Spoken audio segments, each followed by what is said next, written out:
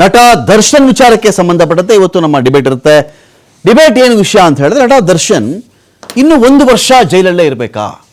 Supreme court ಇವತ್ತೊಂದು ತೀರ್ಪು ಕೊಟ್ಟಿದೆಯಲ್ಲ, ಆ ತೀರ್ಪು ಅಂತ ಬಂದಾಗ ತೀರ್ಪಲ್ಲಿ ದರ್ಶನ್ಗೆ ಇದು ಖುಷಿ ಕೊಡ್ತಕ್ಕಂಥ ವಿಚಾರಣ, ದುಃಖ ಕೊಡ್ತಕ್ಕಂಥ ವಿಚಾರಣ ಅಂದರೆ ಏನ್ರಿ 1 ವರ್ಷ ಜೈಲಲ್ಲೇ ಇರಬೇಕಲ್ರಿ, ಇನ್ನೂ ಇದ್ರಲ್ಲಿ ಖುಷಿ ಏನ್ರಿ ಬಂತು ಅಂತ ಕೆಲವರು ಕೇಳಬಹುದು. ಆದರೆ ದರ್ಶನ್ ಅಥವಾ ರೇಣುಕಾಸ್ವಾಮಿ ಕೊಲೆ ಕೇಸಿನ ವಿಚಾರಣೆಯ ಪ್ರಗತಿ ನೋಡಿದಾಗ, ವಿಚಾರಣೆ ಏನು ಒಂದು 7-8 ತಿಂಗಳಾಯಿತು, 8 ತಿಂಗಳಾದರೂ ಕೂಡ ಇಲ್ಲಿವರೆಗೆ ಕೇವಲ 10 ಸಾಕ್ಷಿಗಳ ವಿಚಾರಣೆ ಮಾತ್ರ ಆಗಿರೋದು ಅಂತ ನಾವು ಕನ್ಸಿಡರ್ ಮಾಡಿಕೊಂಡ್ರೆ, ಬರೀ 10 ಸಾಕ್ಷಿ ಅಂತ ಆದರೆ ಇನ್ನು 200ಕ್ಕಿಂತ ಮೇಲಿನ ಸಾಕ್ಷಿಗಳಿದೆಯಲ್ಲ, 200ಕ್ಕಿಂತ ಮೇಲಿನ ಸಾಕ್ಷಿಗಳು 232 ಅಂತಾರೆ, 270 ಸಾಕ್ಷಿ ಅಂತ ಹೇಳ್ತಾರೆ. ಅದರಲ್ಲಿ ಪ್ರಬಲವಾಗಿರ್ತಕ್ಕಂಥ 60 ಸಾಕ್ಷಿಗಳಿವೆ ಅಂತ ಇನ್ನೊಂದು ಕಡೆ ಹೇಳ್ತಾರೆ. 60 ಸಾಕ್ಷಿಗಳಂತೂ ಪ್ರಬಲ, ಉಳಿದವೆಲ್ಲ ಟೆಕ್ನಿಕಲ್ ಎವಿಡೆನ್ಸ್ಗಳು, ಅವು ಇವು ರಿಪೋರ್ಟು, FSL, DNA ಇವೆಲ್ಲ ಇರ್ತಾವಲ್ವಾ. ಇದು ಮುಗಿಯೋದು ಯಾವಾಗ? 10 ಸಾಕ್ಷಿ ವಿಚಾರಣೆಗೆ ನಿಮಗೆ ಒಂದು 7-8 ತಿಂಗಳು ಹಿಡಿದು ಬಿಟ್ರೆ, ಈ 270 ಸಾಕ್ಷಿಗೆ ಎಷ್ಟು ವರ್ಷ ತಗೋತೀರಾ ನೀವು? 27 ವರ್ಷ ತಗೋತೀರಾ? 20 ವರ್ಷ ತಗೋತೀರಾ ನೀವು? 15 ವರ್ಷ ತಗೋತೀರಾ? 10 ವರ್ಷ ತಗೋತೀರಾ? ಅಲ್ಲಿಯವರೆಗೂ ಆರೋಪಿ ಮಾತ್ರ ಯಾರು? ಇಡೀ ಕೇಸಲ್ಲಿ ಎಷ್ಟು ಜನ ಇದ್ದಾರೆ ಆರೋಪಿಗಳು ಮಾತ್ರ, ಇಷ್ಟು ಜನ ಆರೋಪಿಗಳು ಈ ಥರ ಬಳಲಬೇಕಾ ಪ್ರಶ್ನೆ ಬಂದಾಗ ಮತ್ತೆ ದರ್ಶನ್ ಬೇಲ್ಗೆ ಪ್ರಯತ್ನ ಪಡ್ತಾ ಇದ್ದದ್ದು ಹೌದು. ಈ ಬಾರಿ ಸ್ಟ್ರೈಟ್ ಅವೇ ಸುಪ್ರೀಂ ಕೋರ್ಟ್ಗೆ ದರ್ಶನ್ ಬೇಲ್ಗೆ ಅರ್ಜಿಯನ್ನು ಹಾಕೊಂಡಿದ್ರು. ಕೊಟ್ಟಂಥ ಕಾರಣಗಳು ಸಮರ್ಪಕ ಅಂತ ಹೇಳಿ ಕನ್ವಿನ್ಸ್ ಮಾಡುವಲ್ಲಿ ದರ್ಶನ್ ವಿಫಲ ಆಗಿರಬಹುದು. ನನಗೆ ಯಾರೋ ಮೂದಲಿಸ್ತಾರೆ, ಛೇಡಿಸ್ತಾರೆ, ಅದೇ ಈ ಸ್ಕೂಲ್ ಮಕ್ಳು ಹೇಳ್ತಾರಲ್ಲ, ಅವ್ನು ಗಿಲ್ದ, ಇವ್ನು ಬೆಂಟದ, ಜಿಗಿಟ್ದ, ನನಗೆ ಬೈತಾ ಇದ್ದ, ನನ್ನ ಜುಟ್ಟು ಎಳೆದ್ಬಿಟ್ಟ, ಕಿವಿ ಎಳ್ದ, ನೋ. ಕೋರ್ಟ್ ವಿಚಾರಕ್ಕೆ ಅಂತ ಬಂದಾಗಲೂ ಕೂಡ ಮುದುರಿಸ್ತಾ ಇದ್ರು, ಪ್ರಚೋದನೆ ಕೊಡ್ತಾ ಇದ್ರು, ನನಗೆ ತೊಂದರೆ ಆಗ್ತಾ ಇತ್ತು ಇದರಿಂದ ಅಂತ ಹೇಳಿದಾಗ ಜೈಲು ಅಧಿಕಾರಿಗಳು ತಂದಿಟ್ರು. ನೋಡಿ ಸ್ವಾಮಿ, ಅವ್ರಿಗೆ ಯಾವ ಪ್ರಚೋದನೆ ಆಗಿದೆ, ಇವರಿರ್ತಕ್ಕಂಥ ಬ್ಯಾರಕ್ ಇಂಥದ್ದು, CCTV ಫುಟೇಜ್ ಇದೆ ನೋಡ್ಕೊಳ್ಳಿ ನೀವು, ನಾವು ತೊಂದರೆ ಕೊಟ್ಟಿಲ್ಲ, ಊಟದಲ್ಲೂ ತೊಂದರೆ ಕೊಟ್ಟಿಲ್ಲ, ಜೈಲ್ ಮ್ಯಾನ್ಯಲ್ ಪ್ರಕಾರ ಹಾಸಿಗೆ ಕೊಡುವಂತಿಲ್ಲ ಅಂತ ಹೇಳಿದ ಮೇಲೆ ಸುಪ್ರೀಂ ಕೋರ್ಟ್ ಹಾಗಂದ ಮಾತ್ರಕ್ಕೆ ಬೆಲೆ ಕೊಡಬಾರ್ದು ಅಂತ ಹೇಳ್ತಾ ನೋ. ನೋಡಿ, 1 ವರ್ಷ ಗಡುವನ್ನು ಇಟ್ಕೊಳ್ಳಿ.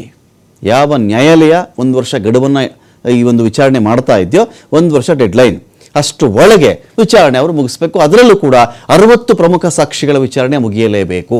ತದನಂತರದಲ್ಲಿ ನೋಡೋಣ ಅಂತ ಒಂದು ಕಡೆ, ಆಗಲೂ ಮುಗಿದೇ ಇದ್ದಾಗ ನೀವು ಬೇಲ್ಗೆ ಅಪ್ಲೈ ಮಾಡ್ಕೊಳ್ಳಿ ನೋಡೋಣ ಅಂತ ಹೇಳಿ ಕಳಿಸಿದ್ಯಲ್ಲ, ಇದು ನಿಜವಾಗಿಯೂ ಒಂದು ಒಳ್ಳೆ ಬೆಳವಣಿಗೆ. 1 ವರ್ಷ ಅಂತ ಹೇಳಿದ್ರೆ ಇದೀಗ ಇವರು 60 ಸಾಕ್ಷಿಗಳಿಗೆ 1 ವರ್ಷನೇ ಮಾಡಬೇಕಾಗತ್ತಾ? ಡಿಫೆನ್ಸ್ನವ್ರು, ದರ್ಶನ್ ಪರ ವಕೀಲರು ಇಡೀ ವಿಚಾರಣೆಯ ಪ್ರಕ್ರಿಯೆಯನ್ನು ಸ್ಪೀಡಪ್ ಮಾಡಬಹುದಾ, ವೇಗ ಪಡೆದುಕೊಳ್ಳುವಂತೆ ಮಾಡಬಹುದಾ? ಎಲ್ಲ ವಿಚಾರಗಳಿಗೆ ಸಂಬಂಧಪಟ್ಟಂತೆ ಇದೀಗ ನಮ್ಮೊಂದಿಗೆ ದಿಲೀಪ್ ಕುಮಾರ್ IS ಅವರಿದ್ದಾರೆ, ಹೈಕೋರ್ಟ್ನ ವಕೀಲರು. ಸ್ವಾಗತ ದಿಲೀಪ್ ಅವರೇ ತಮಗೆ ಒಂದು ಡಿಬೇಟ್ಗೆ. ಇನ್ನೊಂದು ಕಡೆ ಲೋಕೇಶ್ವರ್ ಅವರಿದ್ದಾರೆ, ನಿವೃತ್ತ ಪೊಲೀಸ್ ಅಧಿಕಾರಿ. ಸ್ವಾಗತ ಲೋಕೇಶ್ವರ್ ಸರ್ ತಮಗೆ ಒಂದು ಡಿಬೇಟ್ಗೆ. ನಮಸ್ಕಾರ. ನಾನು ದಿಲೀಪ್ ಅವರು ಮೊದಲು ಕೇಳ್ಬಿಟ್ಟು, ದಿಲೀಪ್ ಅವರು ಇವತ್ತು ವಿಚಾರಣೆ ಅಂತ ಬಂದಾಗ ದರ್ಶನ್ ಕೇಸ್ ಕಂಪ್ಯಾರಿಟಿವ್ಲಿ ಕೇಳ್ತಾ ಇದ್ದೀನಿ ನಾನು. ಇದು ಹೈ ಪ್ರೊಫೈಲು, ಇನ್ನೊಂದು ಮತ್ತೊಂದು ಸ್ಟಾರು, ದಾಸ, ಡೆವಿಲ್ಲು, ಡಿ ಬಾಸು, ಇದ್ಯಾವುದು ಅಂತ ನಾನು ಕೇಳ್ತಾ ಇಲ್ಲ. ಮರ್ಡರ್ ಕೇಸ್ಗೆ ಅಂತ ಬಂದಾಗ ಸರ್ಕಾರ ವಿಶೇಷ ಆಸ್ಥೆ ವಹಿಸಿದ್ದು ಇಷ್ಟರ ಮಟ್ಟಿಗೆ. ಯೂಶುವಲ್ ಆಗಿ ಬಹುಶಃ ಇದನ್ನ ಲೋಕೇಶ್ವರ್ ಸರ್ ಒಪ್ಕೊಳ್ತಾರೆ ನಾನು ಭಾವಿಸಿದ್ದೀನಿ. ಒಂದು ಮರ್ಡರ್ ಕೇಸ್ಗೆ ಪ್ರಬಲವಾದ ಸಾಕ್ಷಿಗಳು ಅಂದ್ರೆ ಎಷ್ಟು? ಇನ್ ಜನರಲ್ ಯಾವ ಸ್ಟಾರು ಇಲ್ಲ, ಹೈ ಪ್ರೊಫೈಲ್ ಕೇಸು ಅಲ್ಲ ಅಂದ್ರೆ 22ರಿಂದ 28 ಸಾಕ್ಷಿಗಳು ಎನಫ್ ಅಂತ ಹೇಳ್ತಾರೆ. ಪ್ರಬಲವಾಗಿದೆ, ಪ್ರೂವ್ ಮಾಡಕ್ ಸಾಕು ಅಂತ ಹೇಳಿ. ಇದು 250, 270 ಹೋದ್ರೆ 10-15 ಮರ್ಡರ್ ಕೇಸ್ಗಳದ್ದು ಸೇರಿಸಿ ಒಟ್ಟಿಗೆ ಹಾಕಿದ್ರೆ ಎಷ್ಟಾಗ್ಬೋದೋ ಅಷ್ಟಂತ ಕಾಣಿಸ್ತಾ ಇದೆ. ಇರಲಿ, ಅದರಲ್ಲಿ ತಪ್ಪು ಮಾಡಿದರೆ ಶಿಕ್ಷೆ ಆಗಲಿ, ಉಪ್ಪು ತಿಂದವ್ರು ನೀರು ಕುಡಿತಾರೆ, ಬೇರೆ ವಿಚಾರ. ಇಡೀ ಒಂದು ಪ್ರಾಸೆಸ್ಸನ್ನು ಗಮನಿಸ್ಕೊಂಡಾಗ ಬೇಕು ಅಂತ ವಿಳಂಬ ಇದೆಯಾ? ಆ ಒಂದು CCH ಕೋರ್ಟ್ಗೆ ಸಂಬಂಧಪಟ್ಟಂತೆ ಒಬ್ಬರು ಪರ್ಮನೆಂಟ್ ಜಡ್ಜ್ ಇಲ್ಲ, ಅಲ್ಲಿಗೆ ಆ ಜಡ್ಜಿ ನೇಮಕಾತಿಯೂ ಆಗಬೇಕು, ದಯವಿಟ್ಟು ಒಂಚೂರು ಹೈಕೋರ್ಟ್ಗೆ ಹೇಳ್ಬೋದಾ ಸ್ವಾಮಿ ಅಂತಂದಾಗ ಹೈಕೋರ್ಟ್ ಆ ಕಡೆ ಗಮನ ಹರಿಸಲಿ, ಪರ್ಮನೆಂಟ್ ಜಡ್ಜಿನ ಅದಕ್ಕೆ ನೇಮಕ ಮಾಡಲಿ ಅನ್ನೋರ್ಗೂ ವಿಷಯ ಹೋಗಿದೆ. ಅಂದರೆ ಇದು ಒಂಥರ ಉದ್ದೇಶಪೂರ್ವಕ ವಿಳಂಬ ಅಂತ ನಮ್ಗೆ ಅನಿಸ್ತಿದ್ಯಾ?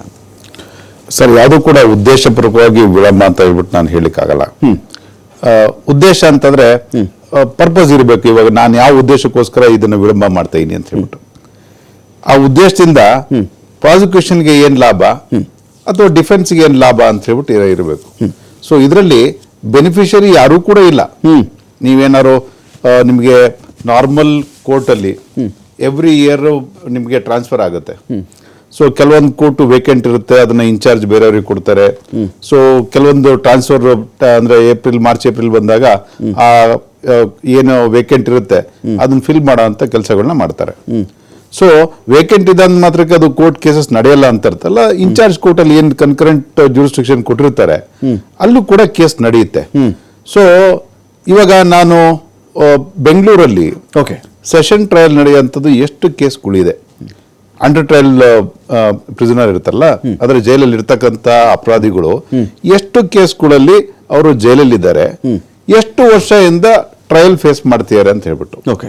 ಸೊ ಅದೆಲ್ಲದಕ್ಕೂ ನಾನು ಉದ್ದೇಶಪೂರ್ವಕವಾಗಿ ಡಿಲೇ ಮಾಡ್ತಿದ್ದಾರೆ, ಎಷ್ಟು ವರ್ಷದಿಂದ ಅವ್ರು ಜೈಲಲ್ಲಿ ಇರ್ಲಿ ಅಂತ ಮಾಡ್ತಿದ್ದಾರೆ, ಅಥವಾ ಬೇಕು ಅಂತಾನೆ ಪೊಲೀಸರು ಸಾಕ್ಷಿಗಳನ್ನ ಕರ್ಕೊ ಬರ್ತಾ ಇಲ್ಲ, ಡಿಲೇ ಮಾಡ್ತಿದ್ದಾರೆ, ಹೇಗಿದ್ರು ಬೇಲ್ ರಿಜೆಕ್ಟ್ ಆಗಿದೆ ಹೈಕೋರ್ಟ್ ಸುಪ್ರೀಂ ಕೋರ್ಟ್ ಅಲ್ಲಿ, ಸೊ ಇನ್ನೂ ತೊಂದರೆ ಆಗ್ಲಿ ಅಂತ ಹೇಳ್ಬಿಟ್ಟು ಪ್ರಾಸಿಕ್ಯೂಷನ್ ಥಿಂಕ್ ಮಾಡಕ್ ಆಗಲ್ಲ. ಸೊ ಹಾಗೆ ಡಿಫೆನ್ಸ್ ಕೂಡ ನನಗೆ ತೊಂದರೆ ಆಗ್ತಿದೆ ಅಂತ ಹೇಳ್ಬಿಟ್ಟು ಥಿಂಕ್ ಮಾಡಕ್ ಆಗಲ್ಲ. ಈ ರೀಸೆಂಟ್ ಆಗಿ ಒಂದು ಕೇಸಲ್ಲಿ ಸುಪ್ರೀಂ ಕೋರ್ಟ್ ಅಲ್ಲಿ 8 ವರ್ಷ ಆದ್ರೂ ಒಬ್ಬ ಅಪರಾಧಿ ಒಂದು ಪೋಕ್ಸೋ ಕೇಸಲ್ಲಿ ಜೈಲಲ್ಲಿದ್ದಾರೆ. ಮೆಟೀರಿಯಲ್ ವಿಟ್ನೆಸ್ ಕೂಡ ಹಾಜರಾಗಿಲ್ಲ, ಸಾಕ್ಷಿ ಕೊಟ್ಟಿಲ್ಲ. ಅಂತ ಕೇಸಲ್ಲಿ ನೀವು 8 ವರ್ಷ ಆದ್ರೂ ಕೂಡ ನೀವು ಬೇಲ್ ಕೊಟ್ಟಿಲ್ಲ ಅಂತ ಹೇಳ್ಬಿಟ್ಟು ಇಮಿಡಿಯೇಟ್ ನೀವು ರಿಲೀಸ್ ಮಾಡಬೇಕು ಅಂತ ಹೇಳ್ಬಿಟ್ಟು ರೀಸೆಂಟ್ ಒನ್ ವೀಕ್ ಹಿಂದೆ ಒಂದು ಆರ್ಡರ್ ಮಾಡ್ತು. ಅಂದ್ರೆ ನಿಮ್ಗೆ ಒಂದು ಅಫೆನ್ಸ್ 10 ವರ್ಷ ಮತ್ತೆ ಅದಕ್ಕೆ ಮೇಲ್ಪಟ್ಟು ಒಂದು ಯಾವ್ದಾರ ಶಿಕ್ಷೆ ಇದ್ರೆ, ನೀನು ಅಂಡರ್ ಟ್ರಯಲ್ ಪ್ರಿಸನರ್ ಆಗ್ಬಿಟ್ಟು ಟ್ರಯಲ್ ಇದ್ದಾಗ 8 ವರ್ಷ ನೀನು ಜೈಲಲ್ಲೇ ಇದ್ರೆ ನೀನು ಅಕ್ಯೂಟಲ್ ಆದ್ರೂ ಏನ್ ಪ್ರಯೋಜನ? ಇಂಡೈರೆಕ್ಟ್ ಆಗಿ ನೀನು ಅಚೀವ್ ಮಾಡ್ದಂಗೆ ಆಯ್ತು, ಇವ್ರಿಗೆ ಶಿಕ್ಷೆ ಕೊಡಿಸ್ದಂಗೆ ಆಯ್ತು. ಸೊ ಇವಾಗ ನೀವು ಕನ್ವಿಕ್ಷನ್ ಆಗಿ ಒಂದು ನೀನು ಶಿಕ್ಷೆ ಅನುಭವಿಸೋದು ಏನಿದೆ, ಕನ್ವಿಕ್ಷನ್ ಆಗೋಕ್ಕೂ ಮೊದಲು ಏನ್ ಶಿಕ್ಷೆ ಅನುಭವಿಸೋದಿದೆ ಏನಿದೆ ಅದೇ ರೀತಿ. ಸೊ ಎರಡಕ್ಕೂ ಜಾಸ್ತಿ ಡಿಫ್ರೆನ್ಸ್ ಇಲ್ಲ. ಏನಪ್ಪ ಅಂದ್ರೆ ಕನ್ವಿಕ್ಟೆಡ್ ಅಕ್ಯೂಸ್ಡ್ ಅಂತ ಹೇಳ್ತಾರೆ ಇಲ್ಲಿ, ಅಥವಾ ಅಂಡರ್ ಟ್ರಯಲ್ ಪ್ರಿಸನರ್ ಅಂತ ಹೇಳ್ತಾರೆ, ಅಷ್ಟೇ ಎರಡೇ ಟರ್ಮ್. ಸೊ ಹಾಗಾಗಿ ಒಂದು ಕೋರ್ಟ್ ಅಲ್ಲಿ ಜಡ್ಜ್ ವೇಕೆನ್ಸಿ ಇದ್ರೆ it is because of the only administration purpose, ಅಥವಾ ಇನ್ನೊಬ್ಬರಿಗೆ ಉದ್ದೇಶಪೂರ್ವಕವಾಗಿ ಆಗ್ಲಿ ಅಂತಲ್ಲ. ನಾರ್ಮಲ್ ಆಗಿ ನೀವು ಒಂದ್ಸಲ ಕೋರ್ಟಿಗೆ ಬಂದು ನೋಡಿದ್ರೆ ದಿನಕ್ಕೊಂದು 100 ರಿಂದ 105 ಕೇಸಸ್ ಇರ್ತವೆ ಈ ತರದ್ದು. ಹೌದು, ಒಂದು 3 ಕೇಸಲ್ಲಿ ಸಾಕ್ಷಿಗಳು ಬಂದ್ರು ಫಸ್ಟ್ ರೌಂಡ್ ಕಾಲಿಂಗ್ ಮುಗಿಬೇಕಾದ್ರೆ 12:30 ಆಗುತ್ತೆ.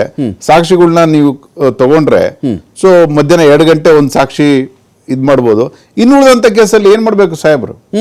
ಮಧ್ಯಾಹ್ನ ನಿಮಗೆ ಬೇಲ್ ಮ್ಯಾಟರ್ಸ್ ಅಲ್ಲಿ ಬೇಲ್ ಆರ್ಡರ್ ಪಾಸ್ ಮಾಡೋದಿರುತ್ತೆ, 313 ಸ್ಟೇಟ್ಮೆಂಟ್ ರೆಕಾರ್ಡ್ ಮಾಡೋದಿರುತ್ತೆ, ಸೊ ಬೇರೆ ಕೇಸಸ್ಗಳು ಆರ್ಡರ್ಸ್ ಪಾಸ್ ಮಾಡೋದಿರುತ್ತೆ. ಸೊ ಹಾಗಾಗಿ ನ್ಯಾಚುರಲಿ ಟೈಮ್ ಬೇಕಾಗತ್ತೆ ಒಬ್ಬ ನ್ಯಾಯಾಧೀಶಿಗೆ. ಸೊ ಹಾಗಾಗಿ ಏನು ಅರ್ಜೆಂಟ್ಮೆಂಟ್ ಕೊಡ್ತಾರೆ, ಇಲ್ಲ ಇನ್ನೊಂದ್ ದಿನ ಕರ್ಕೊ ಬನ್ನಿ ಅಂತ ಹೇಳ್ಬಿಟ್ಟು, ಇನ್ನೊಂದ್ ದಿನ ಸಾಕ್ಷಿ ವಿಚಾರಣೆ ಮಾಡಿ ಅಂತ ಹೇಳ್ಬಿಟ್ಟು, ಅದು only because of the time ಇರಲ್ಲ ಅಂತ ಹೇಳ್ಬಿಟ್ಟು ಅಷ್ಟೇ. ಸೊ ಉದ್ದೇಶ ಅಂತ ನಾನು ಅದ್ರಲ್ಲಿ ಹೇಳಕ್ಕಾಗಲ್ಲ.